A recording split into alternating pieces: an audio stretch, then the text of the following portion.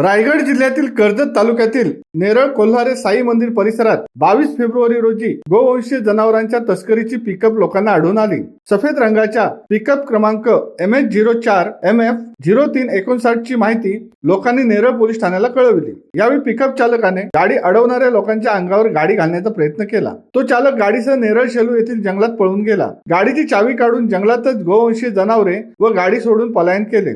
पोलिसांच्या मदतीने गोवंशीय जनावरांना वाचवण्यात यश आले असून प्रभारी अधिकारी शिवाजी ढवळे, पोलीस उपनिरीक्षक सरगर व सहाय्यक पोलीस निरीक्षक किसवे यांनी जंगलातील गाडीला टो करून पोलीस ठाण्यात आणली। 4 गोवंशीय जनावरांना नेरळ मोहाचीवाडी येथील गोशाळेत सोडण्यात आले।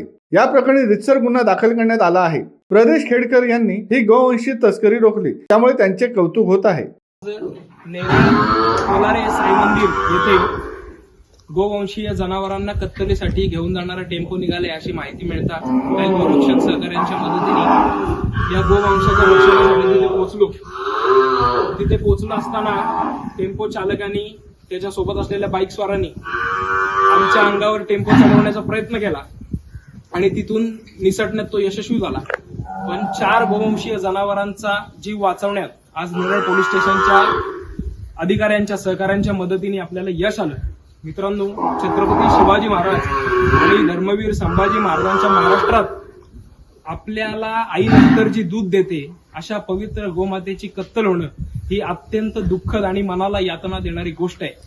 आपण सर्वांनी गोमातेच्या संरक्षणासाठी तत्पर असलं पाहिजे आणि जर असे टेम्पो आमच्या अंगावर चढवून गोरक्षणाचं काम थांबेल असा गैरसमज जर कोणाचा असेल तर त्यांनाही सांगू इच्छितो की आम्ही छत्रपती शिवाजी महाराज आणि धर्मवीर संभाजी महाराजांचे वैचारिक वारसदार आहोत। स्वतःच्या जीवात प्राणात शेवटचा श्वास असेपर्यंत हे गोरक्षणाचं काम सदैव चालू ठेवू।